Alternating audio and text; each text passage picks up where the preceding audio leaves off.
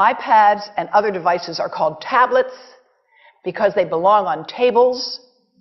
They are tested 20 centimeters away from that big guy that I showed you before. 20 centimeters away. They are not approved to be held in the laps of little children, although millions of kids are having them now in schools because the people involved in educational technology and those involved in public health research are not talking to one another.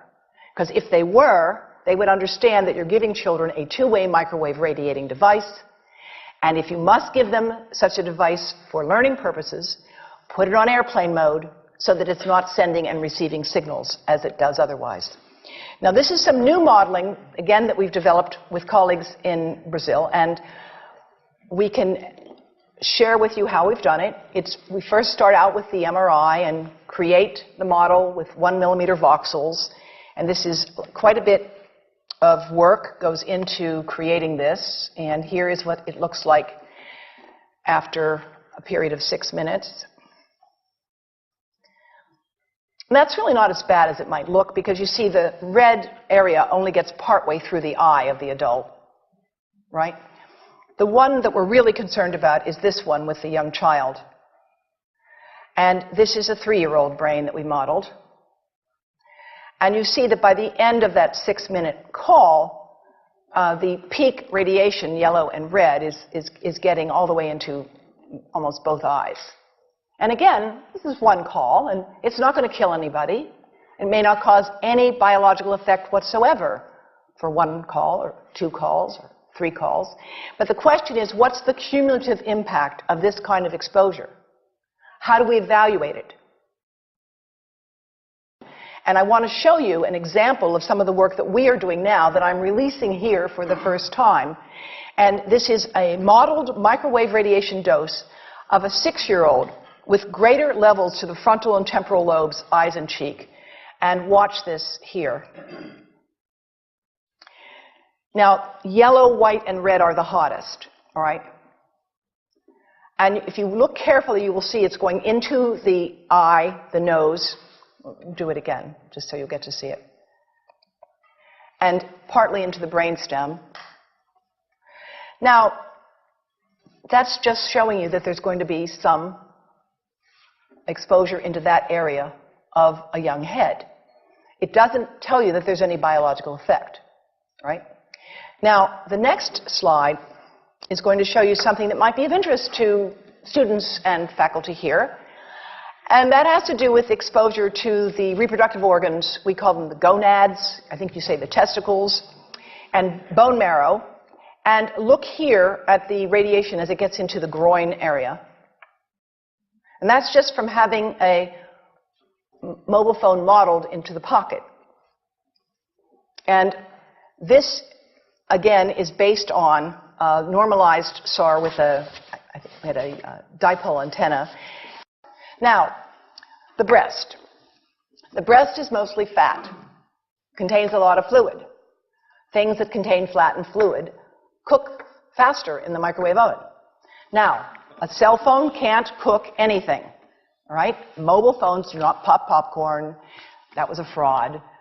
They don't make any heat that we know of, otherwise they wouldn't be permitted. But they do go through things that contain fat and fluid.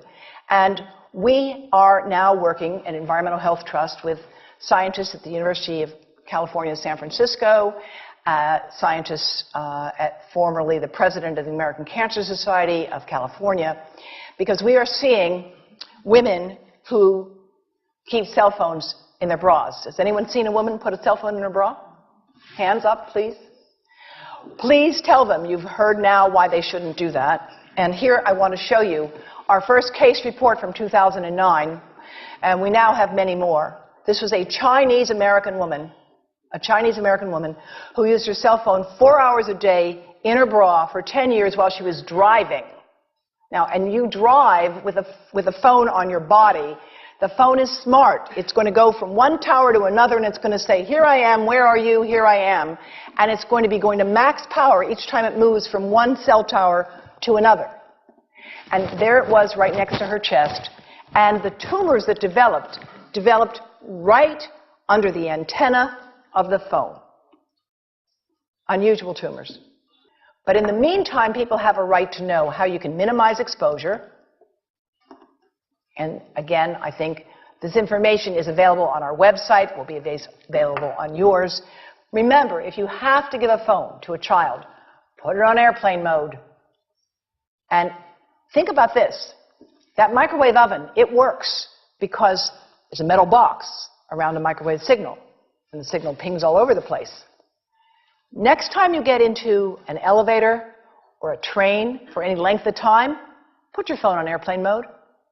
Otherwise, that signal is going all over the place, magnifying and coming back. Keep the mobile phone away from you when it's on and you are asleep. Now, it takes a village to do a lot of things. These are some of the people whose materials I've used today with their permission, and I can't read this list to you, but I want you to know that I feel really honored to be working with some of the most talented people in the world on this issue. And they have given me permission to share these materials with you. And I leave you with this thought from Albert Einstein. The world is not dangerous because of those who do harm, but because of those who look at it without doing anything. So, thank you. And